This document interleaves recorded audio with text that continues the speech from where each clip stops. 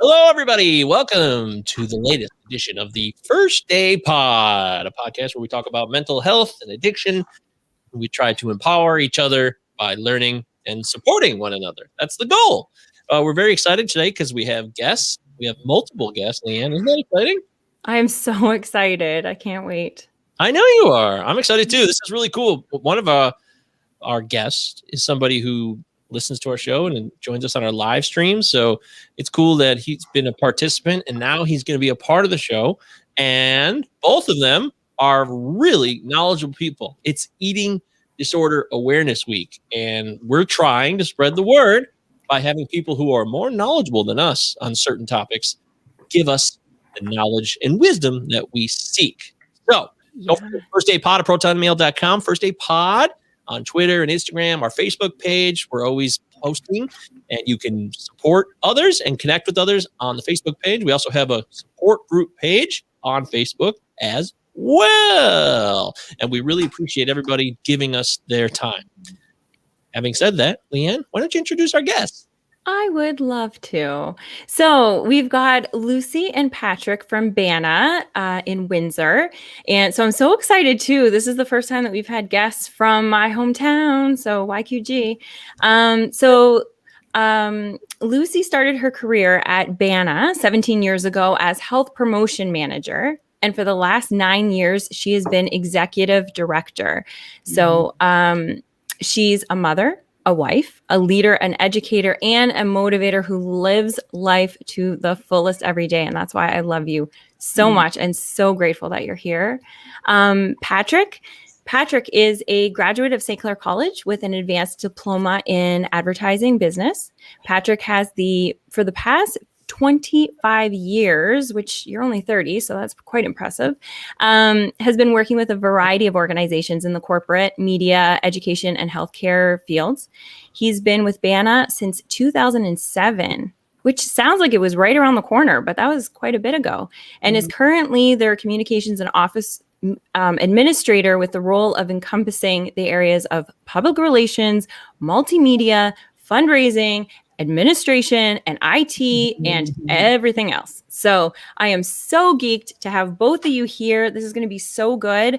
So let's get started. How about we just start with, if somebody was diagnosed with an eating disorder or maybe doesn't even know if they have one, like, what is an eating disorder? Can you guys kind of just touch on that? Sure. So it's quite a complicated question. So I think sometimes people think of like disordered eating versus eating disorder versus body image issues. So it's like across, all of those spectrums. But when you think about a diagnosable eating disorder, it's really something that meets criteria for the diagnostic manual. So you have to be diagnosed, you have to meet certain criteria. Some people are on the cusp of meeting that criteria, but mostly we think of anorexia nervosa, which is somebody obviously that's doing a lot of restricting and not eating a lot. Sometimes visibly we see people that are underweight. We might think they have anorexia. Maybe that's not true either. So they have to meet that criteria. We look at somebody with bulimia, they're binging and purging. A lot of debate around what a binge is, right? Because people are, joke around about that in terms of like, I was binging, I ate French fries and things like that. We hear that often. And then there's also binge eating disorder, which is somebody that is eating a large amount of food in a short period of time. And again, meeting that criteria. So generally speaking, those are the main eating disorders. There's also a restrictive eating disorder. It's called RFED, something new. And then sometimes people fall under eating disorders not otherwise specified. So it's kind of complicated. Yeah, we hear these terms quite often. Yeah, absolutely. And for me, like I have never been diagnosed, but I feel like I know that I binge. I know that I binge eat, but I don't exactly know if that's would fall under what it would be considered binge eating. So like, how do you go ahead and get kind of diagnosed, or like, where do you go? Do you just go to your GP or? What do you So do? basically, you can go to your GP. We do diagnose people at BANA. So one of Oh, the you do? things that we do have is we host a centralized intake for eating disorders, which somebody will answer your phone or email and talk you through an intake. We do quite a comprehensive assessment. So we're looking at all kinds of, relation to trying to figure out how frequent are you behaving this way, and then meeting that criteria. So if you meet the criteria, you get the eating disorder diagnosis, and then you go and you get the treatment here at BANA. Wonderful. And then this might sound like a silly question, but if you didn't get diagnosed, like if you went through and then you found out that you didn't have a diagnosis, but you still feel like you have an issue, would you stay with BANA or would you have to go and find some other avenue? Yeah, a lot of times people that don't meet that diagnosis criteria may require seeing a dietitian, maybe looking at different ways that they can improve their eating habits. So it might be simple like that, right? Where we would refer out into the community. So we do that very often, where we may refer out. That's awesome. Okay, great. And then, like Mike was saying, it's Eating Disorder Awareness Week. So can you guys tell us a little bit more about what that is and maybe some of the stuff you guys are doing a lot virtually right now? So maybe we can get into that. Maybe you go ahead, Pat, take it on. Yeah, no. Well, Eating Disorder Awareness Week this year it's a little bit different, and we were actually fortunate. In our magazine, and we'll talk about the magazine later. But Jill Andrew, who is MPP, member of provincial parliament for the American crowd out there. Explain. Wait, I know the terms are a little different. We'll catch up there. So recently passed a bill called Bill 61, which officially proclaimed February 1st to the 7th Eating Disorder Awareness Week for Ontario. So it's in the legislature, it's in the books, it's provincially recognized. We've been doing it for many years. And the idea is it's one concentrated week where across the province and across many parts of Canada, we do essentially big media blitz, big awareness blitz, just to remind everybody, it's coming out of the New Year's, this is the end of your New Year's resolution. We've all been inside, even in non-COVID years. This is when it hits you the most. So it's to remind you of the body image, the self-esteem, and that eating disorders really are a hugely prevalent disorder in Canada. And we do have a whole gambit of things going on this week. We have a big giveaway, and you can go to our social media or our website for this. The website is bana.ca, and all of our Twitter, Instagram, and Facebook are all at BANA Windsor. So really easy. They're all the same. So whichever platform you're on, just find us. But we have a giveaway. There's over $300 in local prizes from restaurants and T-shirts and all kinds of things like that. Today, we did a podcast with a member from the National Eating Disorder Information Center. So that's out on our podcast channel, which you can also get through our website. Wednesday, we're doing Instagram Live to talk with one of our clinicians about eating disorders. And we're going to be talking a little bit about our magazine. On Thursday, we got Instagram Live with track and field athlete Corey Belmore, and who recently came out with having an eating disorder. He was at the University of Windsor, all kinds of Canadian records. He's now in the States training. We also have an online workshop with body image expert Dr. Angela Grace on Zoom on Thursday evening. All this is on our website. If you're not catching it, don't worry about it. I'll tell you where to go in a minute. Friday, we've got more Instagram Lives. We're also selling T-shirts. Our slogan at BANA is Be Yourself, but for EDA, we've done Be Kind to Yourself. Love it. We have T-shirts available. That's also there on the website. Saturday, we have a little clinic about looking at social media and being aware of social media. And Sunday, we wrap up the week. So if anybody wanted to find out about any about those details, you can go to www.bana.ca/EDAW. So EDAW. And it's all there. So yeah, we have a jam-packed week. Plus all kinds of other things that we do on a regular basis. That's incredible. Holy mackerel. You went right through those pretty quickly. Wow. I want to know, though, what is the most impactful way that you can help somebody? What have you guys found to be the method that reaches people in terms of trying to connect with people who are afraid, they're alone, they're scared of maybe coming out with this? Because this is, people think coming out. They think, I'm coming out of the closet, I'm homosexual. But there's a lot of people that I've read on Twitter and I've looked around on the internet, people coming out admitting to their parents or to friends, family, that they have binge eating disorder. It's an uncomfortable experience for a lot of people. So what is the easiest way to connect with those people without knowing them? Like, cold calling is weird. That would not make a lot of sense. So what is the number one way that is most beneficial? Yeah, it's kind of interesting because there is a lot of stigma around eating disorders. As you mentioned, people are very secretive, and that's a big one.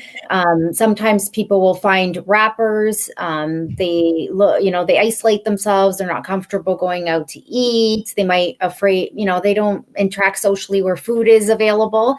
And so some of those things are things to watch for. One thing that I think is really connecting with the person and not judging them. Right. And so having that really kind and compassionate and empathy for the person, that it took a lot of courage for them to speak about this and come to you.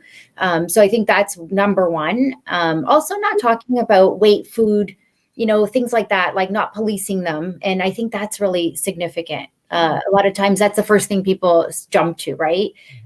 Is that discussion.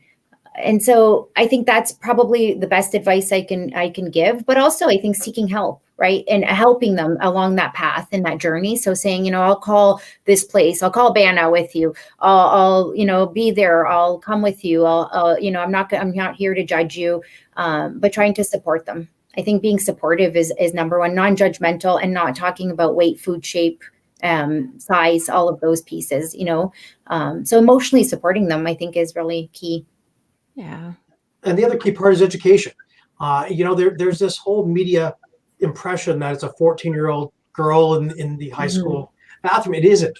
We primarily treat adults here. Our average client age is 35.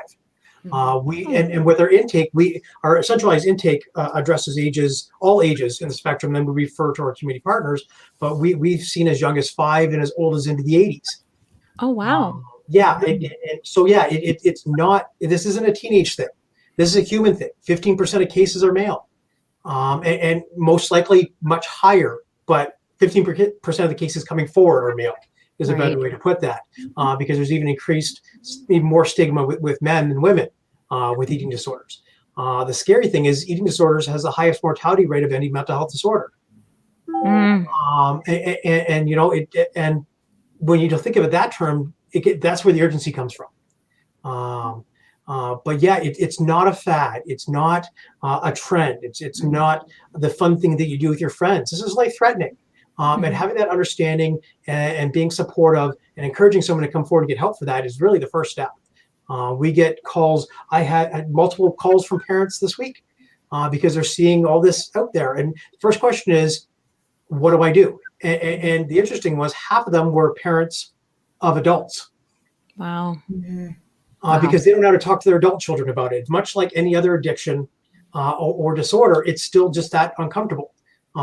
So it's horrific when you have a 60-year-old calling about their 30-year-old and don't know how to talk to them. Yeah. Wow. So we provide resources like that. We have that on our website, how to talk to friends and family and how to be supportive and ways to talk about that and being aware of food language and all those things and how to, don't necessarily obsess about your weight. When you're a parent and you're always talking about dieting and losing weight here or not having that dessert, your kids are hearing that, and that becomes conditioning. So, and that goes through life, and they hear it in restaurants, even as adults. They hear people talking about it. It can be very triggering, especially in the workplace. We hear it a lot in workplaces where people are afraid to talk about getting treatment or going to get treatment because they're afraid of the stigma at work. They're afraid to take time off work to seek help because that culture of talking about this doesn't exist. That really needs to change. That's really important. I think people. I got to echo somewhere. Hey, April Hartnett has commented, and she's being very open. April, we thank you, because this is what we're trying to talk about right here, is sharing these experiences. April says, I was very secretive. I would buy a whole cake, eat the whole cake by myself, and then run it off the next day. And if I went too long and kept eating this way, I'd stay home, stop going out until I lost the weight again. I've gone months not leaving my house until I lost the weight I gained with my secretive eating. And when I restricted to the point of having to be hospitalized. No one knew because I was quote unquote fit. Mm-hmm. And that's another misconception. You can't always see an eating disorder. Mm-hmm. Mm-hmm. And people forget that. Mm-hmm. Yeah. I think, God, that's really, it's hard to absorb that. Mm-hmm. It makes it difficult to know what to do at times because food surrounds us, right? You guys know this. It's part of our life. We have to have food to survive. So it's not like you can remove it like heroin. Okay, I need heroin to live. I can get heroin out of my life and it'll be free from my environment forever. That's not the case. Exactly. And that's a great point. Mm-hmm. Yeah, we just talked about that in our podcast today. That really, if you look at the pandemic, somebody who has an eating disorder, who either has a fear of being around food or has control issues around food, and now you have these government officials saying, buy 3 weeks worth of food and go sit in your house. Wow. That's a prison. And without having the proper supports, it's harder to access supports than ever. Thankfully, BANA has been able to remain open and accessible, either virtually or in person during the pandemic. But so many people can't access those supports, and your home supports are just as stressed out as you are right now, that your normal networks there just aren't available. So this is really the perfect horrible storm right now for a condition like an eating disorder, because you're so limited in what you can do, and that social aspect that usually helps you get through that day doesn't exist. Mm-hmm. Yeah. And I think, one of the big factors, a lot of people ask us about dieting. And that's a big question, right? Around people dieting continuously and going on diets. And if we know anything about diets is really they don't work. So 95% of diets fail.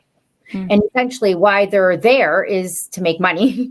So if you think of all these fad diets, we know from, the Atkins and now keto, and we hear about, even cabbage soup diet. Imagine eating cabbage soup every day, all day. But the reality is that they're really set up to fail. However, when people fail the diet, they feel like they failed. So they blame themselves and they say, oh, I'm going to be better tomorrow. We hear this lingo, right? January 1st, all of us, starting Monday. How many of us say, starting Monday, I'm going to do this. And it's all these food rules, right? We put all these restrictions on ourselves, but guess what happens? We end up failing because it's unrealistic to eat like that. And so long term, this is where the binging and the purging cycle sometimes can begin, is because it goes through that restrictive, if you don't eat bread for months, you're going to maybe want to eat a whole loaf of bread, which is very unhealthy. And so it's creating a healthy relationship with food. And I liked what you said around the heroin. And, you think about addiction, and I think about, wow, like somebody that has an addiction, they stop drinking, they stop using drugs, they don't gamble. But we have to have a relationship with food because we need food to survive. And so how do you build that healthy relationship with food when the society, the social media, the media is telling us, you should look this way, you should be this weight, and so it's so hyper focused on appearance and the comparison trap of us continuously trying to compare ourselves to other people. And so that's where we fall into these pitfalls. And it's so normal. Like everything that you were describing, I could just be like, and me, and yep, I did that. And even the cabbage soup. Yeah, it's not fun, but you think it's going to work. So, and that's what our podcast, that's why it's called First Day Pod. It's always tomorrow's the first day of the rest of our lives. And that it was funny when we started it. But now it's the more everybody that comes on, it seems like and they're not saying the quote because of our podcast, because they don't even kind of clue in. But it comes up because it's the same thing. We're all trying to do it tomorrow. And it's, you're right. You're set up to fail, but that's why I'm so excited that you guys have this, and that you guys are doing so much. So talk to me about the magazine, because that's new, right? Yeah, Pat will talk to you about that because that's his thing. Very new, yeah. This is my little baby here, but yeah, very new. And it really came from a quick conversation. It's one of those, first date type conversations. Not to use it again, but Lucy and I were talking before the holidays, where we have a really amazing staff and a very talented staff and a very knowledgeable staff. And a lot of times we tap them when a topic comes up, when there's something of interest, when a client mentions something that we say, hey, people should really know that. We write a blog, we do a post, we put a story out. But the problem with social media is it's so popular that it keeps moving. And by the time we get a blog out, 2 days later, it's gone so far down the feed that nobody ever sees it. Yeah. And we're having this conversation on how do we get some longevity out of it? How do we get it to go past the people that are sitting just on the BANA site? And how do we get this message out on a broader scale? And I just happened sitting there one day and thinking one of those light bulbs, and what about a magazine? And I did a quick little research on how to do an online magazine. And by the end of that day, we had our first 12 pages. Of course. So it was a really rare day, but we wound up our first issue. We turned it around in 2 weeks in November. And this is actually it here. That was the first one that came out in November. One of being 20 pages. It went online. And surprisingly took off. We emailed it out to about 500 people, put it on our social media, and it spread like wildfire. We started getting calls from other agencies. Can we get hard copies? So we made hard copies. They started, can we share this on our network? We had one gentleman from the Michael Levine, we'll give a shout out to Michael in case he's watching, who's part of the Academy of Eating Disorders in the States. He sent it out to over 1,000 people in 47 countries for us. Wow. All leading eating disorder professionals all got this magazine. So that, of course, made us very overwhelmed, but excited as well. And we've got such great feedback that we kind of put our nose to the grindstone and yesterday launched our second issue. Yay. Up to 24 pages now. And this one's about Eating Disorder Awareness Week. So it's a lot about this current week. But we also have some broader ranges. One of our therapists here also has a background in art therapy. So she wrote an article that we called The Therapy of Art. We have some tips and tricks about eating disorders. The MPP from Toronto that we mentioned that got the bill passed, she was kind enough to do an interview. So we have a 3-page spread on her and her position as a government leader and what she thinks the government should be doing, what she thinks she personally can do about body image and self-esteem. The National Initiative for Eating Disorders approached us and they wanted to put an article in, so we've got that. And now we have articles, people are calling us for the next issue already, which comes out in the spring. So we've been approached by advertisers, which is amazing.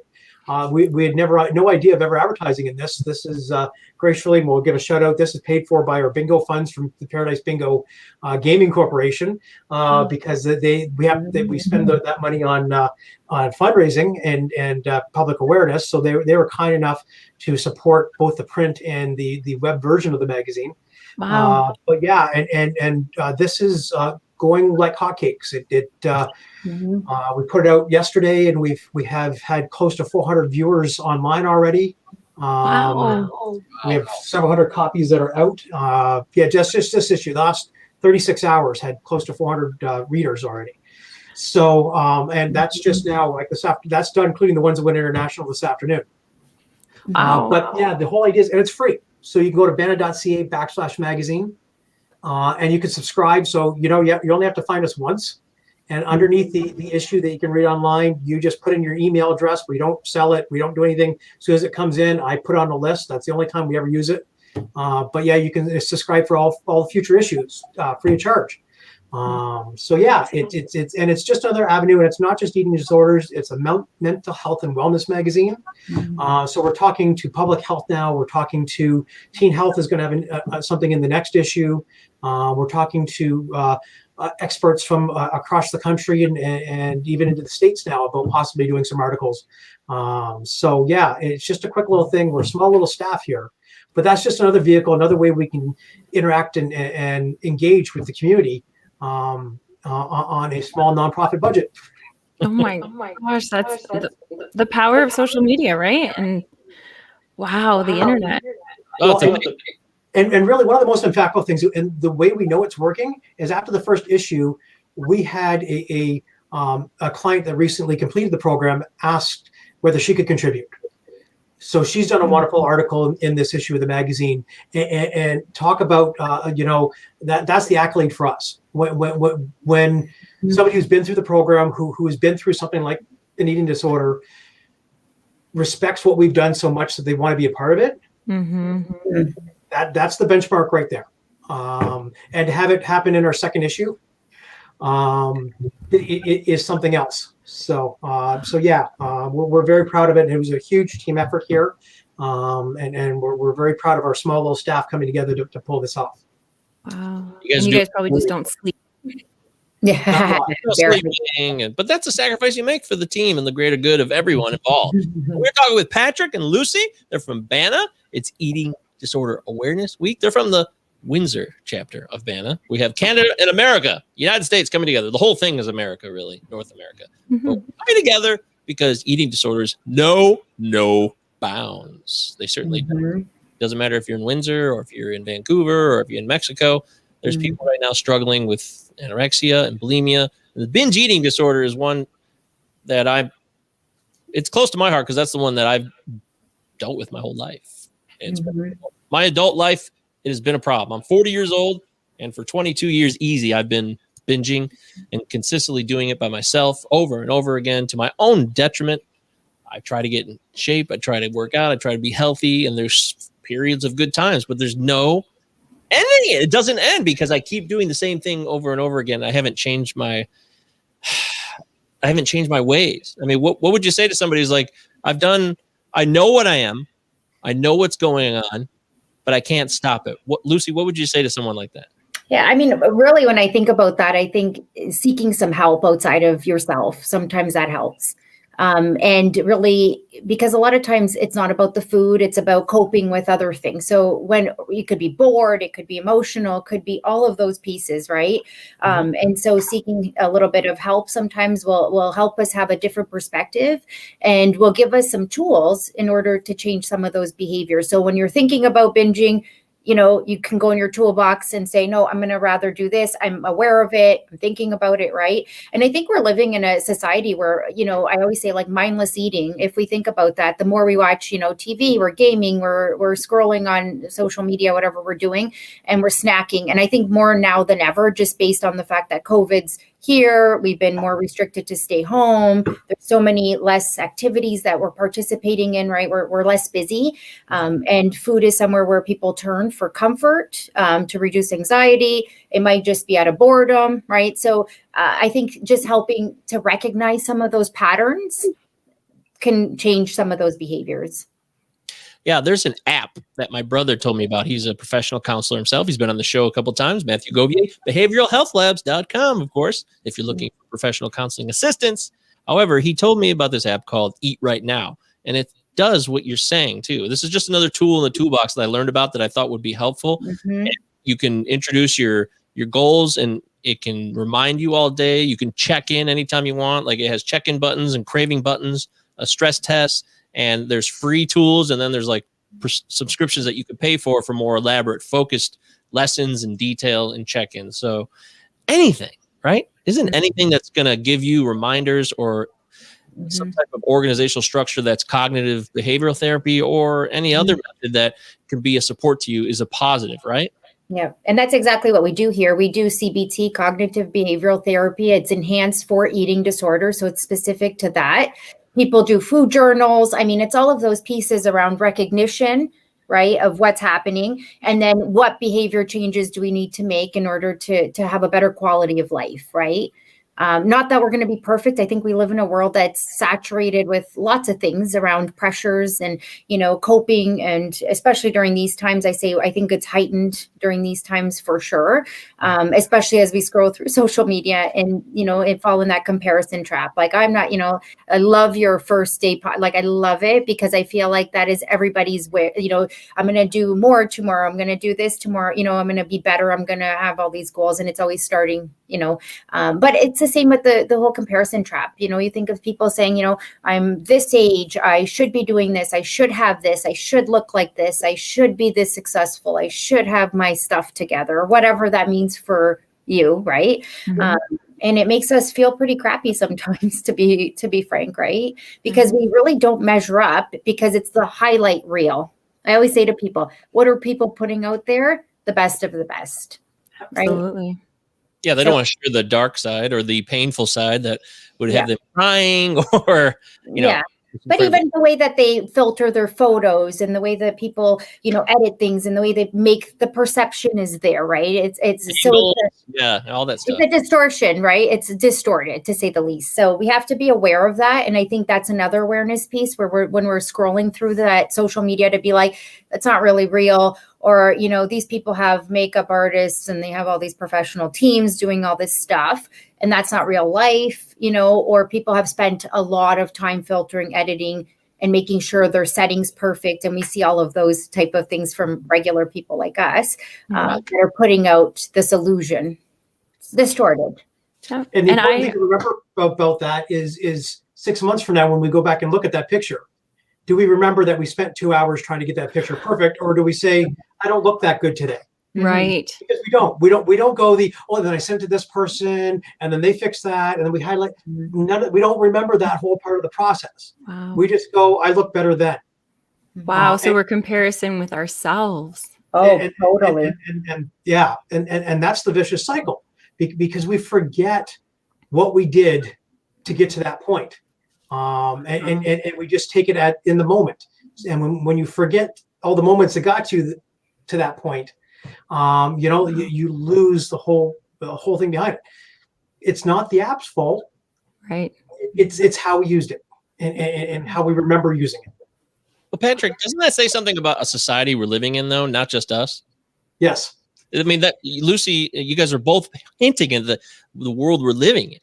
Mm-hmm. So it's not. It's not us, for sure. I think it's our culture, for sure. It's the way where we're living and breathing. However, I would say, there's always been an ideal image, whatever that means. So if it was Marilyn Monroe, if it was, the fit models in the 80s, you look at different eras, right? And every decade seems to, now it's like the Kardashian world, whatever it is, right? But it's interesting. Newton-John. Yeah. But you look at all of these different people through these decades, and there's always been a pressure to look like those people, whatever that means. If it was the very fitness, if it was the more curvy, if it was, whatever, lean. And now it's, the Kardashian body that's constructed from head to toe, literally, right? Mm-hmm. And so there's always been that pressure. Now I think what's different is that we have more access to those images. Right. When I started at BANA, interestingly, I used to go into schools and do presentations, and I would talk so much about magazines and models and how they're edited and filtered and done all these things. But it sounded very far-fetched from reality, where now it's like, no, everybody has a smartphone and all these apps. Very different. Wow. Right. Mm-hmm. So it's interesting how in a short time things have changed dramatically. And the pressure is more real, and more younger kids are accessing social media. Like if I think about, 10, 11-year-old me, was I on social media? No, we didn't have access to that. But how much did I see? Was it through commercials, through a magazine I'd pick up, right? Mm-hmm. Now access through these young kids having several social media accounts at a very young age, and trying to process that and distinguish what's unrealistic, what's unattainable, and what's real is very distorted. Wow. And then we have the big brother effect where it's not even us accessing. Once we go to one, these bots find you and bring those images to you. Right. So, it's no such thing as, I'm only going to do this one time. I'm only going to look up a supermodel one time. I just need to see it for this. Once you've done it, mm-hmm. they find you. It's that old thing where you're walking through Walmart and you say, I'm looking for a barbecue, and then you look at your phone and there's ads for barbecues. Well, it's the same thing with beauty, with fashion, with the idealism. Mm-hmm. It's a very slippery slope. And once you start accessing those sites, once you start using those apps, that's how they're designed. They're designed to find you. So it's not even us looking anymore.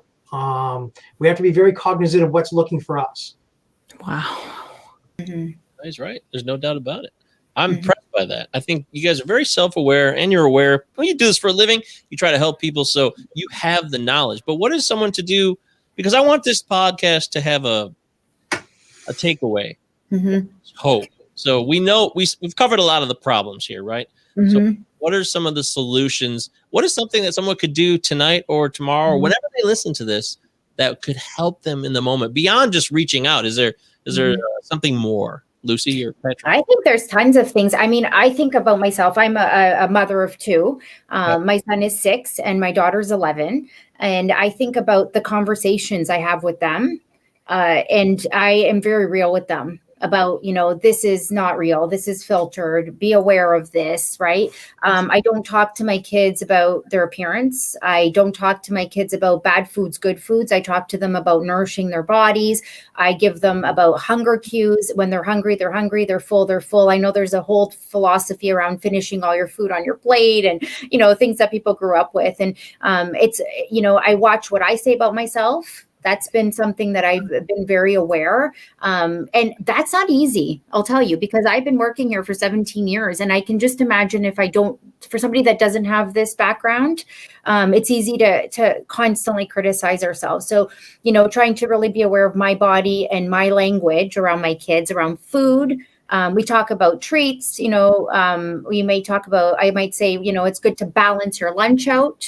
Right. So those are the takeaways for me when I say, balance your lunch. Let's balance our food. We need this to nourish ourselves because we need food. And this is good food because of A, B, and C. Right. Your body's so strong. Your body's so capable. You're so smart. You're kind, rather than you're so beautiful. You're so handsome. You're so attractive all the time. Because I think getting away from that appearance-based compliments is one thing. And I challenge people, and I think this is a really good challenge and a good takeaway, is complimenting people without using appearance as a compliment. And I'm wondering how people, it sounds really easy until you go and want to type something and go, oh, we're so used to saying your child's so cute, they're so attractive, they're so beautiful, right? Rather than, wow, what an accomplishment. You're a good person. You're strong. You're wonderful. Mm-hmm. That makes so much sense to me. Yeah. And I think just putting it into practice. I think I've got an echo. I'm sorry about that. Technical difficulties. We've had technical difficulties this whole show. We apologize. That's why we started late on the live stream. That's our fault. But yes, so you're saying let's get off of the appearance. Let's get inside and promote that. So you could also prevent these things from ever happening if you do this with your children from the start, right? Absolutely. And I think you have to start early. Like from the minute that you catch yourself thinking about, this is junk food, this is no good, this is going to make you fat. How many times do you hear that notion, right? This is fattening. You don't want to eat that. Mom's not having that slice of cake, but you can have it, but be careful. You're young still. I mean, I can go on and on and on. I can come here every week and talk about this, but essentially that's the takeaway, is that we need to have those conversations with young kids, build that resiliency in them, and value and worth beyond appearance. That's my takeaway for sure.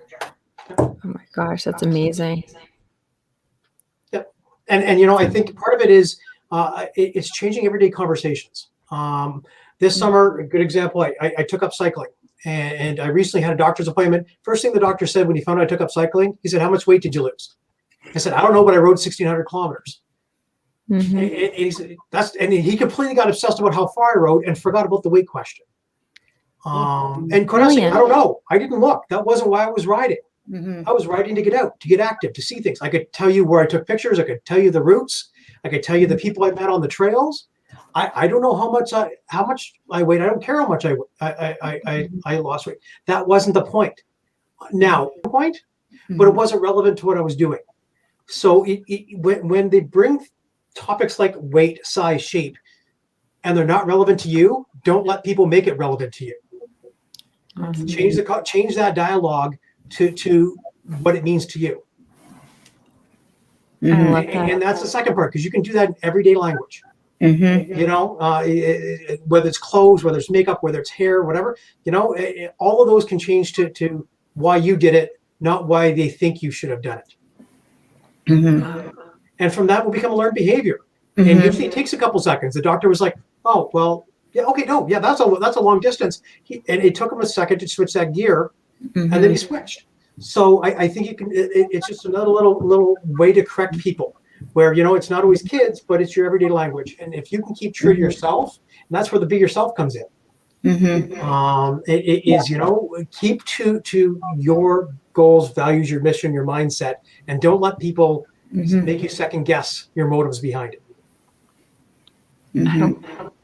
Love that. Oh my gosh. And I love that for right now, for this week, you guys are doing the be kind to yourself, because I think that's what we're talking about. And I want to get into, just real quick, you have a t-shirt campaign. So how did that come about, and what is it all about? I'm really excited about hearing about that. Yeah, I mean, we've been, so our, as you know, the Be Yourself motto. And we were thinking, especially during COVID, everybody's taking care of somebody. If it's loved ones, if it's, we're frontline staff, we're working, we're busy. Virtual school is killing me. But we're all doing something that we're taking care of other people for the most part. And I think in the midst of all of it, we forget to take care of us. Right. And so be kind to yourself was something that our health educator, Marissa, designed the shirt. And it really, again, really talented people here, group effort. We all sit down, we think about these things. And what's exciting about our organization is that we actually make them happen. And I think that's fantastic, because we don't have a lot of red tape. So we think of something, we all think it's a great idea. And I say, where there's a will, there's a way. And so we decided, we always have an action item. So we've done like a body image pledge in past EDAs. We're always trying to kind of get people to stand up with us. So like, show us your purple. Let's all do something together to make a stance, right? Like we want to take a stance, and we want people to participate. So we thought, what a better way, since we can't go, film people and there's all these restrictions, if people wore these shirts and did something kind for themselves and posted on their social media, and that we would post it on our social media, and kind of just remind people to be kind to themselves and not to forget about themselves, but also spreading that message indirectly by many, many people. So that's been awesome. Like, I don't know, Pat, you can elaborate, but we're so excited about it. And we feel like it's a great reminder.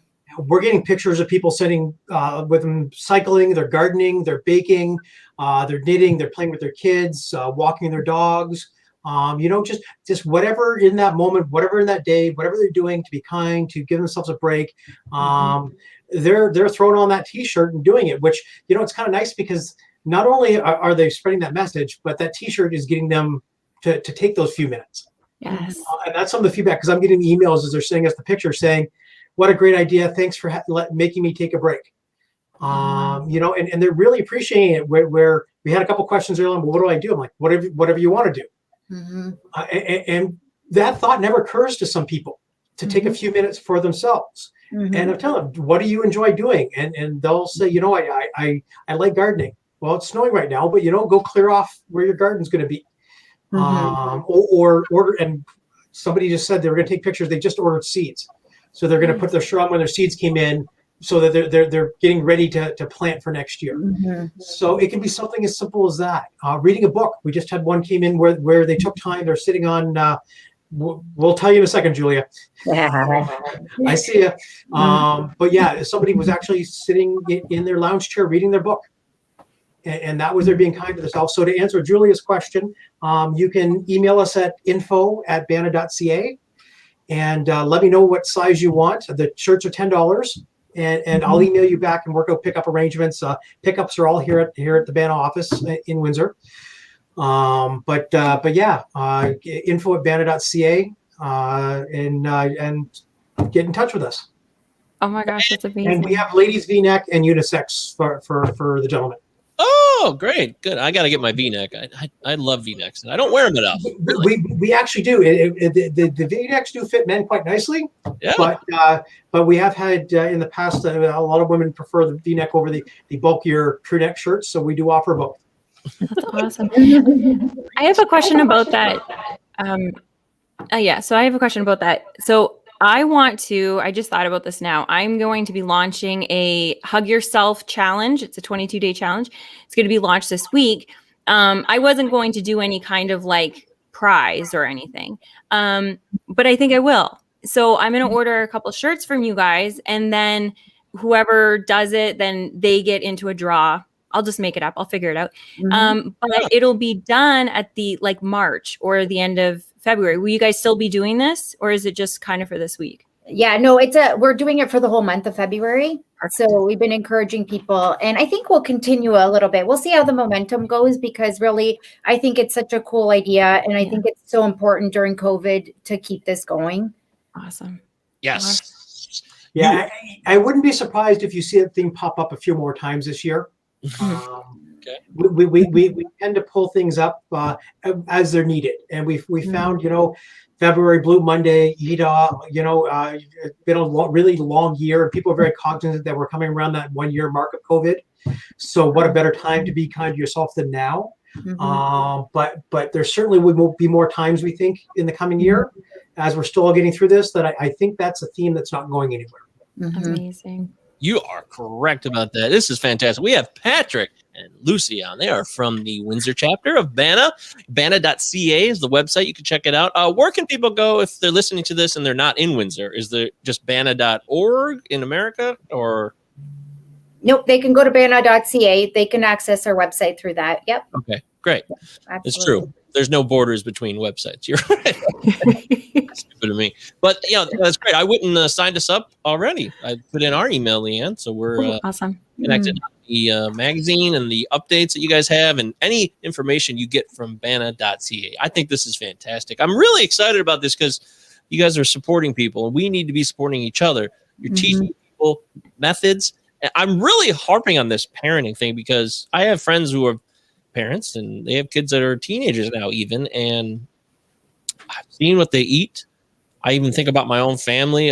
My brother, I have a nephew. I have two nephews now, and I think about what they feed their kids, and I don't have any say in that. And sometimes I know what some of these foods have done to me and other people, and I get worried about that kind of stuff. What would you say to somebody who's wants to make a difference for someone they care about, but they feel like there's a boundary that they can't cross? Is it better to say, well, I can't do anything about this, so I better just shut my mouth? Yeah, those are hard conversations for sure. Because we feel judged, right? And sometimes we do what we can with what we know. And so I think that is where people are at. And sometimes it's meeting people where they're at. I think subtle changes are probably more feasible than big changes sometimes, right? And so, maybe suggesting little different things or recipes. I tell people like all the time, we could definitely, share recipes or ideas. And we do that even in our magazine. We have a recipe, just different ways that you can finesse those conversations, because it is hard when it's not your own children or it's not your own family. It's hard to impose your thoughts or views. And sometimes even in my own family, extended family, you may have people that might have views around talking about body shape, size, food, right? And maybe I'm not really into that, but then how do you then, have those conversations on, the side conversations later around, that corrective behavior. So it's a tough one though, but I think there's subtle ways that we can influence people. And I think that, action and behaviors and our own behaviors as well, living the truth. I think sometimes living a way that we want other people to live is probably like living by example, leading by example. That's what I want to say. That gives us hope. We like that. We want to lead by example. We don't want to hurt anybody. All of my thoughts based on this topic are around support and being loving and caring and wanting what's not what I know is best, just what is good health and what is positive. It's not trying to be negative. It's not trying to come down on people and say, I know more than you do. I never want people to think that. And that's where that fine line of being respectful and reasonable and maybe taking, tiny steps. Like Leanne always says, small victories. Start small victories. Yep, I like that. A lot of people ask, they say, I'm not affected by eating disorders, but I'd like to help. I want to be part of it. How do I do positive messaging? And we have that on our website too. We have a wonderful little resource section, and we've done projects, especially over the last year. We did a BANA Rocks project where we've put somewhere around 800 rocks, little rocks like this, where we've colored, we put positive messages on it, and we've hidden them all over town. We just dropped we dropped 30 more this week or last week. And they all just have positive, feel great about yourself. Sometimes our characters, we've got, our little Ferris Bueller rock. But people laugh and smile, and that's the effect. is that you're walking along somewhere, you're not having the best day, you see a rock with a positive message, people look it up, they smile. And what we wrote on the back is, take a pic, share it on social media, hide it for somebody else. Ooh, I love so it. you can, now we know a lot of people keep them, and what we always see is the people that keep them must really need them. Mhm. So we're okay with that. But if you share it again, that's something you can do. You can do your own rocks. Yeah. We have a pledge, a body positive pledge that Lucy mentioned that we did 2 years ago, where there's actually a pledge on our website where you talk about loving your body. And you can record that on your own video, put on your own Instagram, put on your own Facebook, or share it with us, and we'll share it out. And we had people, professional basketball players and hockey players and politicians and yoga instructors and people from all over the community doing these pledges, and we put them all together. We had models that joined in on this, a whole spectrum of people right off the street that we walked up to and said, here, read this. And they did. Oh, wow. So there's all kinds of things you can do, and certainly use us as some ideas, but come up with your own as well. It's not any one thing. Certainly there's all kinds of ideas out there, but the idea is to do something. Spread some positivity. There's so much negativity there in media. So many things telling you that you look wrong, you should look different, you should change yourself. Why not flood it with the opposite? And that's part of what BANA's mission is too. We have 2 wonderful health educators in addition to our clinical team. The 1.5 educator it's a full person, but half a job. I always have to explain that because people wonder. But they did over 300 presentations to over 20,000 people last year. With 1.5 staff, we have 6 people in our clinical team. 3.5 clinicians, a dietitian, and intake worker that had 300 active case clients last year. We have a small admin staff, myself, Lucy, and our bookkeeper. There's 11 of us, and look what 11 of us can do. Imagine what hundreds of thousands of people out here in social media land could do if they all did something. Amen. Wow. So, you write your own magazine, do your own rock, do your own pledge, do something. Wear your Be Kind to Yourself t-shirt. It's infectious. Just like all this negative media wears us down, the positive media can lift us up. And that's the whole point, is that we all have the ability to make tomorrow your first day. First day. That is beautiful, Patrick. I think that's a great place to kind of wrap it up. I think this is important, and we would love to have you guys come back too. We can keep talking about this all year long. You're very positive, you're open-minded, and you guys know what you're talking about. So me and Leanne understand the experience personally, but you guys also have talked with people and you're professionals, and you have the background that can give people guidance that need it. And I think the message is clear, right, Leanne? Oh my gosh, this has been phenomenal. And it went, when you start a pod, like an episode, you kind of think where it's going to head, but you guys are the inspiration that I've received through this. I know for sure it is going to touch so many people. And I hope that people that need it are going to hear it, but also people that didn't realize they needed it. Maybe they have somebody in their life and they're, like Mike, like, okay, I need to just kind of close my mouth because it's not for me. Now they can kind of see things that they can do, like Lucy said, to just subtly help that person. So this has been phenomenal. Lucy, Patrick, thank you. And like Mike said, I hope you will come on again because this is what it's all about. Shared wisdom, education, and empowerment. And you guys did it all fabulously tonight. Thank you. Thank you. It's been a privilege to be here today. You guys are fantastic, and I love what you guys are doing. So we would love to come back. It's fantastic. Wonderful. Thank you. And we won't have technical difficulties next time. I don't know what's going on. Yeah, these things happen. We just got to iron out the kinks. But before we go, again, Lucy, lay it out for us. Remind people what's going on this week, what's coming up, and where they can contact you guys. Yep. So if you visit our website at www.bana.ca /EDA, You can get lots of information. You can also visit our social media at BANA Windsor. You can visit our Facebook page at Bulimia Anorexia Nervosa Association. And you can find all of the information there. We're doing tons of virtual events. We're doing some giveaways. We are also Strong Bodies doing some yoga this week for us as well, which I think is a great idea, great stretch, and to get into that and some meditation. And there's some giveaways.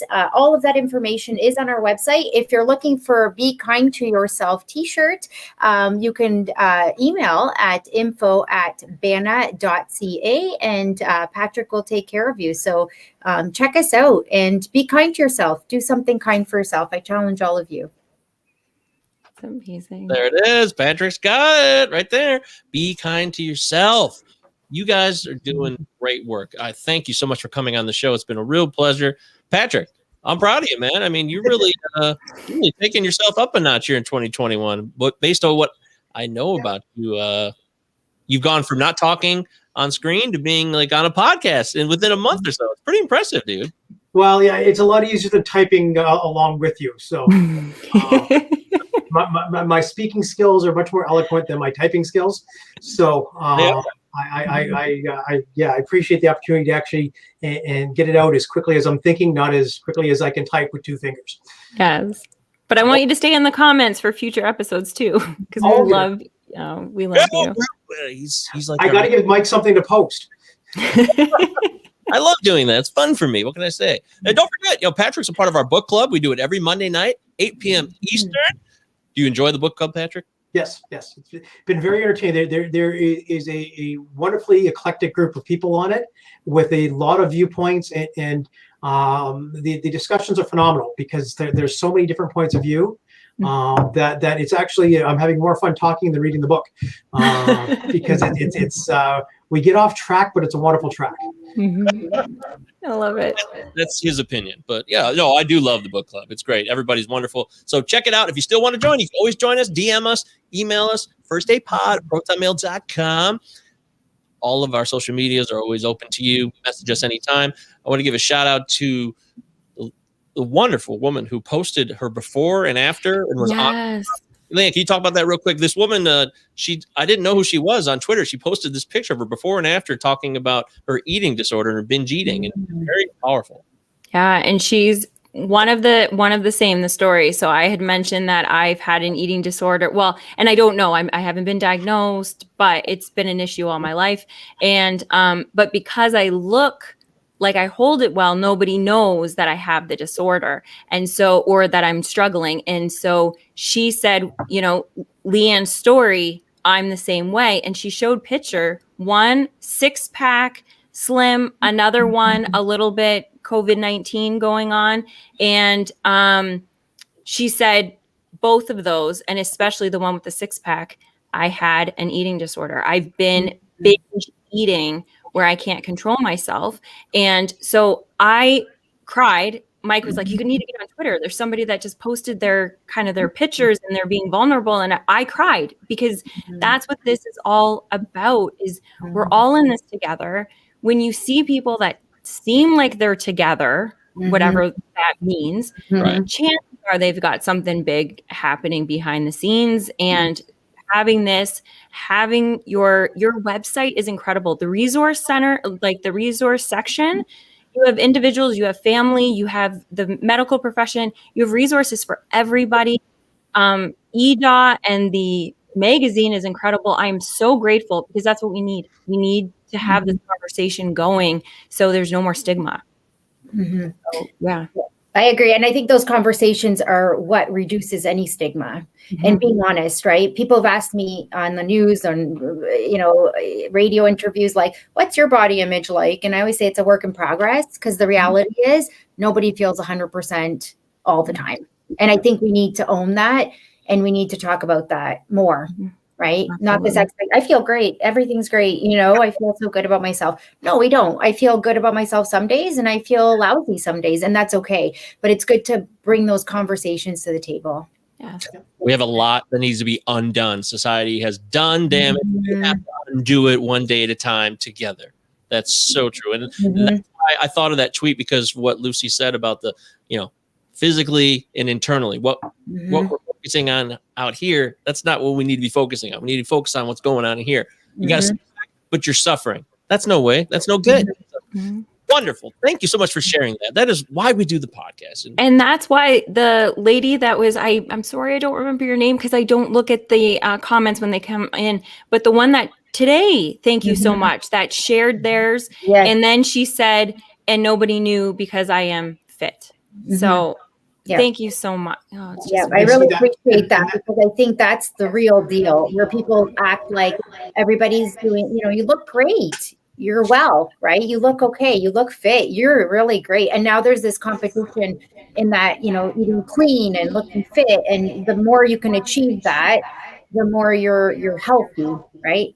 So health is something to debate too, right? What does that really mean?